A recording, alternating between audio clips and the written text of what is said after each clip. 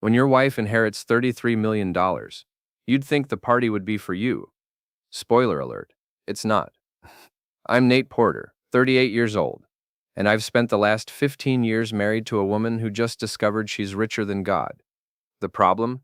She's also discovered she doesn't need me anymore. At least, that's what she thinks. The mansion in Greenwich, Connecticut, gleams like something out of a magazine. Marble floors, crystal chandeliers, and a pool that costs more than most people's houses. Vanessa inherited it all from her father 3 weeks ago, along with enough money to buy a small country. And tonight, she's celebrating. Nate, where are the champagne flutes? Vanessa's voice cuts through the kitchen like broken glass. She's wearing a dress that costs more than my truck, her blonde hair perfectly styled, makeup flawless. At 36, she still turns heads, and she knows it. In the cabinet where they've always been, I reply, wiping down the marble countertop for the third time. I'm the help in my own home now, apparently. She doesn't even look at me as she grabs the glasses. Make sure the pool area is perfect. Tyler will be here soon. Tyler, the pool boy, 25 years old, all muscles and no brains, with a smile that makes housewives forget they're married. I've watched Vanessa flirt with him for months, thinking I didn't notice. Trust me, I noticed. Sure thing, princess. The sarcasm rolls off my tongue like honey, but she's already gone. I head outside to check the pool one more time. The water is crystal clear, the deck spotless, the outdoor bar fully stocked. Everything's perfect for Vanessa's little celebration. Too bad she's about to get the shock of her life. The guests start arriving at 7. Vanessa's crew. Leah, the gossip queen, with a tongue sharper than a razor. Serena, the enabler, who agrees with everything Vanessa says. And about 20 other people who wouldn't give me the time of day if I was on fire. They treat me like furniture, talking around me, through me, but never to me. Oh my God, Vanessa, this place is incredible, Leah squeals, her voice pitched high enough to shatter the champagne flutes. You're so lucky. Lucky has nothing to do with it, Vanessa replies, accepting air kisses from her friends. I deserve this. I've put up with enough. I'm standing right there, but I might as well be invisible. Story of my marriage. Tyler arrives fashionably late, of course. He struts in wearing tight swim trunks and a tank top that shows off every muscle. The women practically drool. Vanessa lights up like a Christmas tree. Tyler, you made it! She throws her arms around him, holding the embrace just a little too long. Her friends giggle and whisper like schoolgirls. I retreat to the outdoor bar, mixing drinks and watching the show. My military training taught me patience, observation. Right now, both are serving me well. The party gets louder, drunker, messier. Vanessa and Tyler disappear into the pool house for 20 minutes. When they come back, her lipstick is smudged, his hair is messed up. They're not even trying to hide it anymore. Nate, Vanessa calls out, her voice slurred from champagne. Come here. I walk over, every eye on me. The music has stopped. This feels like an execution. I have an announcement, Vanessa says, swaying slightly. Tyler stands behind her, hands on her shoulders like he owns her. I don't need you anymore, Nate. Find somewhere else to live, or die. I don't care which. The crowd erupts in laughter and cheers. Leah actually claps. Serena raises her glass in a mock toast. These people are loving every second of my humiliation. Vanessa, you're drunk, I say quietly. Maybe we should talk about this privately. No. She pushes Tyler forward. This is Tyler. He's everything you're not. Young, strong, exciting. He makes me feel alive. Tyler grins like he's won the lottery. I'm sorry, man. Nothing personal. Before I can respond, Big Frank appears. Vanessa's new security chief. An ex-cop with hands like sledgehammers and the personality of a brick wall. Time to go, Nate, Frank says, cracking his knuckles. I could fight. My army training kicks in, calculating angles, weak spots, escape routes. But there are witnesses, cameras, and Vanessa would love nothing more than to have me arrested. Fine, I say, raising my hands. I'll pack my things. No time for that, Vanessa laughs. Frank, escort him off the property, now. The crowd parts like the Red Sea as Frank marches me toward the gate. Behind me, I hear Vanessa's voice, high and cruel. Don't come back, Nate. You're nothing to me now. Nothing. The gate slams shut behind me with a metallic clang that sounds like a coffin closing. I stand there for a moment, listening to the party continue without me, then walk to my pickup truck parked on the street. I guess I'll be sleeping in the truck tonight. At least it doesn't leak much. I'm about to drive away when my phone rings. The caller ID shows Harold Kessler, the family attorney. Nate? Thank God I reached you. We need to talk, immediately. It's kind of late, Harold. Can't this wait? No, it cannot. Meet me at my office in an hour. And Nate, did you actually read your father-in-law's will? Something in his tone makes my blood run cold. Just the basics. Vanessa inherits everything. That's where you're wrong. There's a clause, a very important clause, that your wife seems to have overlooked. Harold Kessler's law office looks like something out of a Dickens novel. Dark wood paneling, leather-bound books, and the smell of old money and older secrets. At 72, Harold has been the Porter family attorney for 3 decades. He's also the only person in this mess I trust completely. Sit down, Nate. Harold pours himself a scotch and offers me one. I accept gratefully. Your father-in-law was a shrewd man. He loved you like a son, but he knew his daughter better than she knew herself. I take a sip of the scotch, feeling it burn away some of the humiliation from tonight. What kind of clause are we talking about? Harold opens a thick folder and pulls out the will. Section 12, subsection 4. Vanessa inherits the entire estate, but only under one condition. She must bear children with you, her legal husband, within 18 months of her father's death. If she fails to meet this condition, the entire inheritance goes to the Veterans Children Foundation. The scotch glass freezes halfway to my lips. You're kidding. I never kid about $33 million, Nate. Your father-in-law inserted this clause because he believed you were the only stable, honest influence in Vanessa's life. He wanted to ensure his grandchildren would have a proper father figure. My mind races through the implications. Does Vanessa know about this? She was supposed to receive a complete copy of the will after tonight's reading, which was scheduled for tomorrow morning. But given tonight's festivities, I thought you should know first. I lean back in the leather chair, trying to process everything. So if Vanessa doesn't have children with me in the next 17 months, she loses everything? Every penny. The house, the investments, the art collection. Everything goes to charity. She'll be left with whatever she had before her father died, which, as we both know, was nothing but debt and designer handbags. And if she does have children with me, Harold's eyes twinkle with something that might be amusement. Then you both inherit jointly, equal partners in everything.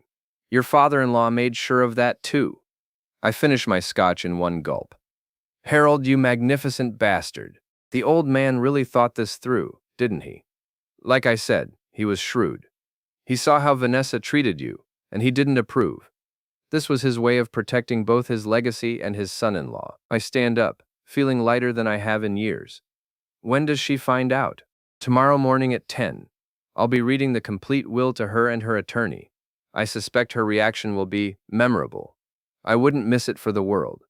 Harold hands me a copy of the relevant pages. You might want to find a hotel room tonight. Something tells me tomorrow is going to be very interesting. I drive to a Holiday Inn near the highway, my mind spinning with possibilities. For the first time in years, I hold all the cards. Vanessa thinks she's won the game, but she doesn't even know what game we're playing yet. The next morning, I arrive at Harold's office at 9:45. Vanessa is already there, looking like death warmed over. Her perfect hair is a mess, her makeup smudged, and she's wearing sunglasses indoors. The party clearly continued long after I left. What is he doing here? She demands, pointing at me like I'm something she stepped in. Mr. Porter has every right to be present for the reading of his father-in-law's will, Harold replies calmly. Please, both of you, sit down. Vanessa's attorney, a slick-looking guy named Bradley Morrison, whispers something in her ear. She nods and takes a seat as far from me as possible. Harold begins reading the will in his dry, professional voice. The first 11 sections are exactly what Vanessa expects. The house, the money, the investments, all going to her. She's practically glowing with satisfaction. Then Harold reaches section 12.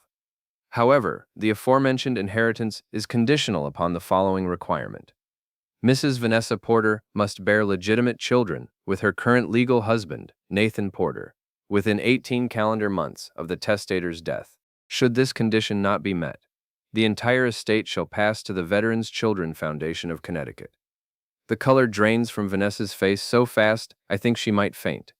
Bradley Morrison nearly chokes on his coffee. What? Vanessa's voice is barely a whisper. What did you just say? Harold repeats the clause, word for word. This time, it hits her like a sledgehammer. "That's impossible," she shrieks, jumping to her feet. "He can't do that. The money is mine." "The will is ironclad," Harold says calmly. "Your father's wishes are very clear." Vanessa turns to her attorney. "Bradley, do something. Challenge this. There has to be a way around it." Bradley Morrison looks like he'd rather be anywhere else. "Vanessa, inheritance conditions like this are perfectly legal as long as they don't violate public policy. This one doesn't." "But I threw him out," she wails, pointing at me. "Last night, in front of everyone." "That was your choice," Harold observes. "But it doesn't change the terms of the will." I've been sitting quietly through all of this, enjoying the show. Now I decide to speak up. "Well, this is awkward," I say, unable to keep the satisfaction out of my voice. "Looks like you need me after all, Princess." "Neef!" Vanessa whirls around to face me, her eyes blazing with fury and desperation. You knew about this." "Actually, I didn't. Harold called me after your little performance last night. Imagine my surprise." She stares at me for a long moment, and I can practically see the wheels turning in her head. Then her expression changes, becoming softer, more vulnerable. "It's an act, but a good one." "Nate," she says, her voice honey-sweet. "We need to talk, privately." "I bet we do."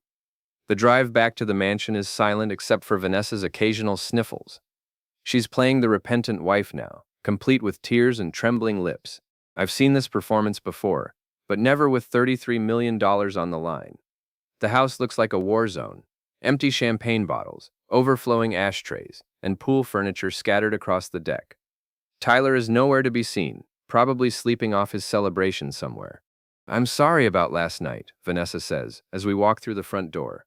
"I was drunk, emotional. I didn't mean any of it." "Which part didn't you mean? Throwing me out, or telling me to die?" She flinches. "All of it. I was grieving for my father, and I took it out on you. That wasn't fair." I follow her into the living room, watching her performance with professional interest. She's good, I'll give her that. If I didn't know her so well, I might actually believe she's sincere. "Nate, we can make this work," she continues, moving closer to me. "We used to be happy together. We can be happy again." "Can we? Because last night you seemed pretty happy with Tyler." Her cheeks flush, but she doesn't back down. "Tyler was a mistake, a moment of weakness. You're my husband. You're the one I want to have children with."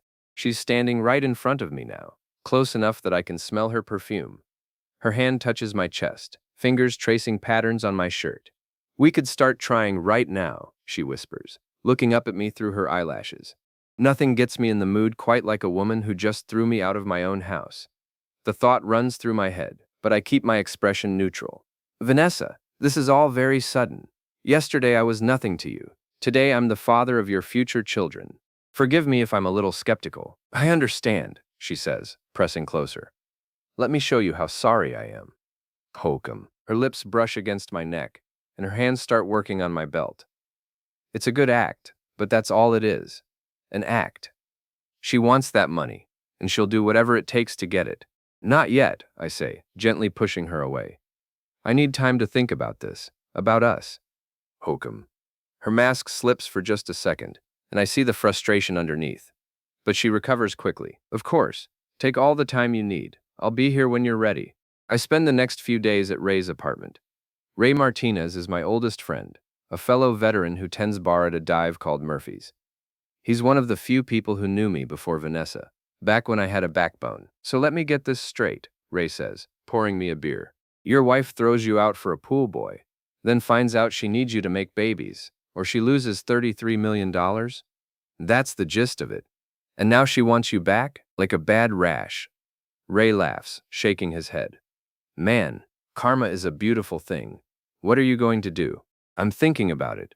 Part of me wants to watch her lose everything, but part of me thinks maybe we could work it out." Bullshit. Ray knows me too well. "You've got something planned. I can see it in your eyes." Before I can answer, my phone buzzes with a text from Vanessa. "Missing you. Come home soon. XOXO." She's really laying it on thick, I mutter. "Be careful, Nate. Desperate people do desperate things." Hokum. Ray's words prove prophetic. The next evening, I'm at Murphy's, having a quiet drink, when a woman slides onto the stool next to me. She's stunning. Long dark hair, emerald eyes, and a body that could stop traffic.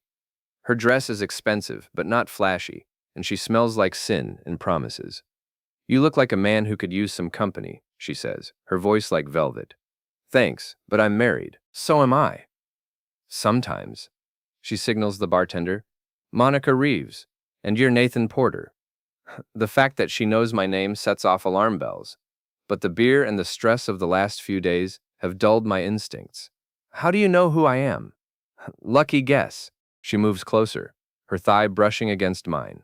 Buy a girl a drink? 3 drinks later, we're in her hotel room. I know it's a mistake, know I'm being played, but I can't seem to stop myself. Monica is everything Vanessa isn't. Attentive, passionate, genuinely interested in what I have to say. I wake up the next morning with a headache and a sick feeling in my stomach. Monica is gone, but she's left a note. Thanks for a wonderful evening. Hope to see you again soon. Something's wrong. Very wrong. I check my wallet. Money's still there. My watch is on the nightstand. But something feels off, like I'm missing a piece of a puzzle. It takes me 2 weeks to figure out what happened.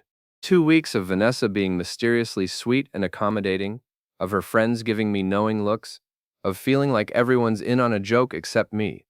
Then Vanessa calls me into the living room, practically glowing with excitement. I have wonderful news, she says, holding up a small plastic stick. We're going to have a baby. The pregnancy test shows 2 pink lines, positive. But the timeline doesn't make sense. Vanessa and I haven't been intimate since before her father died. The only woman I've been with is Monica, I whisper. What? Vanessa's smile falters slightly. Nothing. This is great news. But inside, I'm putting the pieces together. The setup at the bar. Monica knowing my name. The way Vanessa's friends have been smirking at me. They played me. Used Monica to seduce me, then somehow used what they got to impregnate Vanessa. It's sick, twisted, and probably illegal. It's also exactly the kind of thing Vanessa would do. I always wanted to be a sperm donor. Just not like this. The thought keeps running through my head as I sit in my truck outside a private investigator's office in Stamford. Jill Hendricks comes highly recommended by Ray, who used her services during his messy divorce. She's ex-NYPD, sharp as a razor, and doesn't ask stupid questions. Her office is small but professional. A desk, 2 chairs, and a wall full of licenses and certificates. Jill herself is about 45, with short gray hair and eyes that miss nothing. Let me see if I understand this correctly, she says after I've explained the situation. Your wife had you seduced by a woman named Monica, who somehow collected your genetic material and gave it to your wife for artificial insemination? That's what I think happened. It's certainly creative, and probably illegal. Fraud, theft of genetic material, conspiracy. The charges could really add up. Can you prove it? Jill leans back in her chair. Maybe. It'll take time and money. You prepared for both? I slide an envelope across her desk. That's $5,000 cash. There's more where that came from. Where exactly? I thought your wife controlled all the money. She does, but I've got savings from my military service, and Ray's helping out. We want to nail her. Jill opens the envelope and counts the bills. This'll get us started. First thing I need to do is find Monica Reeves. Then we'll see what she has to say. It takes Jill 3 days to track down Monica. Turns out Monica Reeves isn't even her real name. She's actually Monica Santos, a struggling actress from Queens who specializes in honey trap operations for suspicious spouses and vindictive ex-partners. She's got a record, Jill tells me over coffee. Fraud, theft, prostitution, nothing major, but she's definitely for hire. Can we get her to talk? For the right price, I think she'll sing like a canary. We arranged to meet Monica at a diner in the Bronx. She looks different in daylight. Older, harder, less glamorous. The fairy tale princess from the hotel room has been replaced by a street-smart survivor who knows the value of information.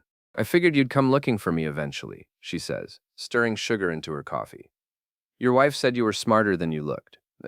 So you admit Vanessa hired you? Monica glances around the diner nervously.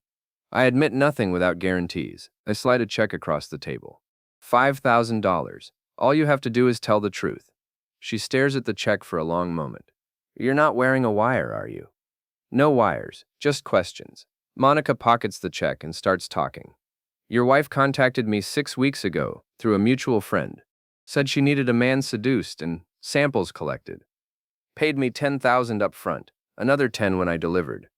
Delivered what, exactly? Use your imagination. Let's just say she got what she needed for her little science project. My stomach churns, but I keep my voice steady. Did she say why she needed this done? Something about inheritance money and a deadline. She was pretty desperate. Jill has been recording everything on her phone, holding it just below the table. Who else was involved? Her friend Serena helped set everything up, made the hotel reservation, gave me background information on Nathan, coached me on what to say. Anyone else? Leah knew about it. They all thought it was hilarious, screwing over the husband like that.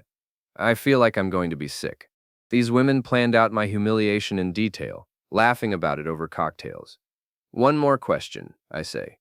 Do you have any proof of this arrangement? Monica smiles for the first time since we sat down. Honey, I always keep insurance, text messages, bank records, even a recording of Vanessa explaining exactly what she wanted me to do. A girl's got to protect herself in this business. I'll pay you another 5,000 for copies of everything. Make it 10 and you've got a deal. 2 hours later, I'm sitting in Jill's office reviewing the evidence. Text messages between Vanessa and Monica discussing the plan. Bank records showing payments from Vanessa's account. And most damning of all, a recording of Vanessa's voice explaining exactly what she needed Monica to do and why. This is solid gold, Jill says. We've got her dead to rights on fraud, conspiracy, theft. The question is, what do you want to do with it? I want to destroy her, completely. That can be arranged, but we need to be smart about it. One wrong move, and she could claim you're trying to extort her. So what do you recommend? Jill grins like a shark smelling blood in the water. We're going to give your wife exactly what she deserves. But first, we need to set the stage. Over the next week, Jill and I develop our strategy. We'll let Vanessa think she's won, let her get comfortable with her deception. Meanwhile, we'll gather more evidence and prepare for the final confrontation. The hardest part is pretending everything is normal. Vanessa is playing the happy, expectant mother, talking about baby names and nursery decorations. Her friends treat me with barely concealed amusement, like they're all sharing a private joke. You must be so excited about becoming a father, Leah says during one of their coffee mornings. It happens so fast. Sometimes these things just work out, I reply, fighting the urge to wipe the smirk off her face. Serena giggles. Vanessa's been glowing ever since she found out. She's like a whole new person. Pregnancy does that to women, I say. Brings out their true nature. If only they knew how true that statement really is. The breaking point comes 3 weeks later. Vanessa announces she wants to throw a party to celebrate the pregnancy. Just a small gathering, she says. Close friends and family. Sounds great, I tell her. I'll help with the arrangements. That's sweet of you, honey. But I've already got everything handled. Of course she does. This party isn't about celebrating our baby. It's about celebrating her victory over me. She's going to parade me around like a prize bull, showing off how cleverly she manipulated me. But two can play that game. And I've been learning the rules from a master. The party is set for Saturday evening.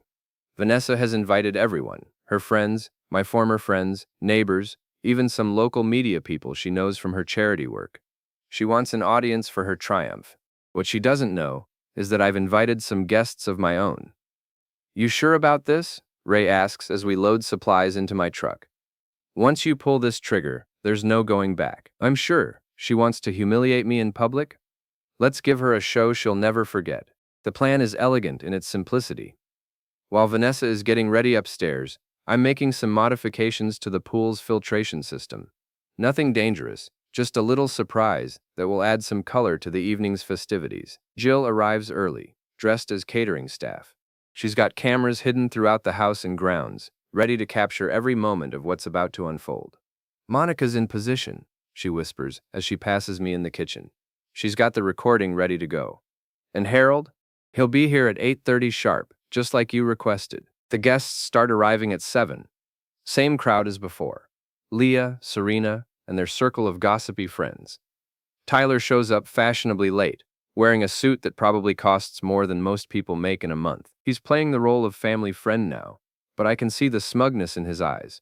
Vanessa makes her grand entrance at 7:30, wearing a flowing dress that shows off her barely visible bump. She's glowing with satisfaction, accepting congratulations, and playing the radiant mother-to-be. 9. Speech, someone calls out.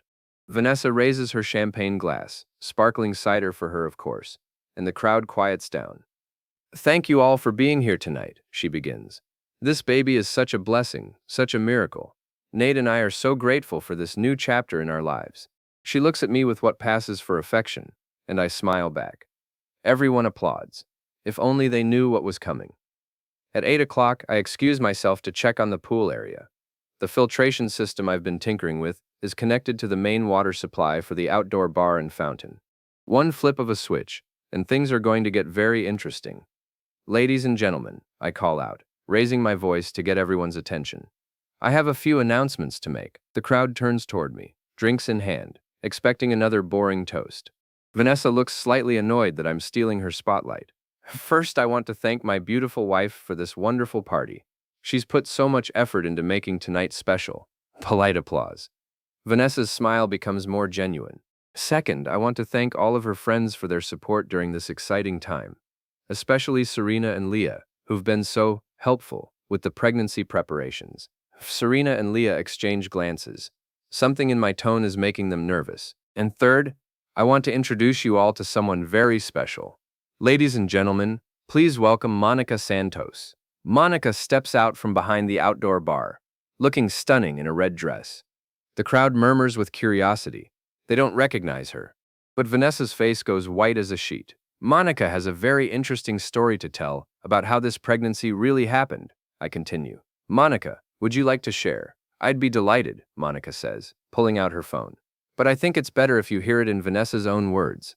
Mady boys in manos. She hits play, and Vanessa's voice fills the air through the outdoor speakers. I need you to seduce my husband and get samples, whatever it takes. I'll pay you $20,000, but it has to look natural. He can never know it was a setup. The crowd erupts in shocked murmurs. Vanessa tries to grab the phone, but Monica steps back. That's not all, Monica continues. There are also text messages, bank records, and witness statements. Your wife orchestrated the entire thing. Now the crowd is buzzing with excitement. This is better than reality TV. Vanessa looks around desperately, searching for an escape route. This is ridiculous, she shouts. These are lies, fabrications. Are they? I ask calmly. Then explain this. I flip the switch I've been waiting to use all evening. The pool's filtration system backflows, sending a stream of green-tinted water shooting up from the fountain and splashing into the pool. It's completely harmless, just food coloring mixed with algae. But it looks disgusting. The crowd gasps and steps back as green water splashes across the deck. In the chaos, Tyler tries to slip away, but I'm ready for him. Going somewhere, Tyler? I call out. Don't you want to hear the rest of the story? He freezes like a deer in headlights. I don't know what you're talking about, man. Really? Because Monica has some very interesting things to say about your role in all this. Tyler helped with the logistics, Monica announces. Kept Nathan distracted while I searched his hotel room afterward. Made sure I got what Vanessa needed. The crowd is eating this up. Phones are out, recording everything. This is going to be all over social media within the hour. Tyler panics and makes a run for it. But the green slime from the pool has made the deck slippery. He goes down hard, sliding across the wet marble and crashing into a table full of champagne glasses. The crowd cheers like they're watching a slapstick comedy. Tyler scrambles to his feet, covered in green slime and broken glass, and limps toward the gate. Ladies and gentlemen, I announce. Tyler Grant, everybody. Pool boy, part-time gigolo, and full-time coward. More cheers and laughter. Someone starts a slow clap. Tyler disappears into the night, his dignity left behind on the pool deck. But I'm not done yet. The best part is still coming. At exactly 8:30, Harold Kessler arrives with a briefcase and a grim expression. The crowd recognizes him. He's been the Porter family lawyer for decades. Mr. Kessler, I say loudly. Perfect timing. Would you please explain to everyone what happens when someone commits paternity fraud in Connecticut? Harold opens his briefcase and pulls out a thick folder. Under Connecticut law, paternity fraud is grounds for immediate divorce and forfeiture of any inheritance based on marital status or childbearing requirements. Vanessa tries to interrupt, but I hold up my hand. And in this specific case, what would that mean for Mrs. Porter? Given the evidence presented tonight, Mrs. Porter would lose her entire inheritance. The estate would pass to the designated charity, as specified in her father's will. The crowd goes silent. You could hear a pin drop. $33 million, gone in an instant. Vanessa finally finds her voice. You can't do this. That money is mine. Actually, it's not, Harold replies calmly. It never was. Your inheritance was conditional on bearing legitimate children with your husband. Since you've committed fraud to circumvent that requirement, you've violated the terms of the will. But I am pregnant with his child.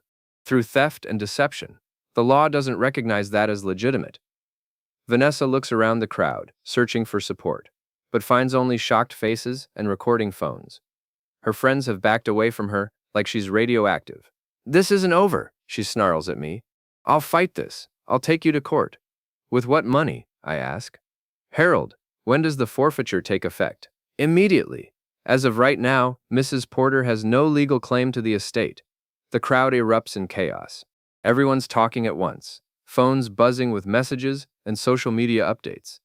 Vanessa stands in the middle of it all, looking lost and broken. But I have one more surprise for her. Oh, and Vanessa, I call out over the noise, you might want to check your bank accounts. I had them frozen this afternoon, pending the fraud investigation. Her face crumbles. What? Turns out when you commit multiple felonies, the authorities tend to take an interest in your finances. Who knew? Serena and Leah are already heading for the exit, along with most of the other guests. Nobody wants to be associated with this disaster. Within 20 minutes, the party is cleared out completely, leaving just me, Vanessa, Harold, and Jill.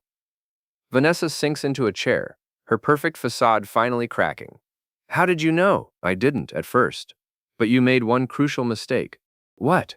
You underestimated me. You thought I was just some dumb ex-soldier who'd never figure it out. But I've been planning this for weeks, gathering evidence, building a case. You wanted to play games? Congratulations. You just lost the biggest game of your life. She starts crying then, real tears this time. But I feel no sympathy for her. She made her choices. The house will be sold, Harold explains. The proceeds will go to the Veterans Children Foundation, along with all other assets. Mrs. Porter will need to find alternative accommodations. Where am I supposed to go? She sobs. That's not my problem anymore, I say. Maybe Tyler has a couch you can crash on. Oh wait, he ran away. Guess you'll have to figure it out on your own. I turn to leave, then pause at the door. Next time, maybe you should read the fine print, or at least lock up the pool boy.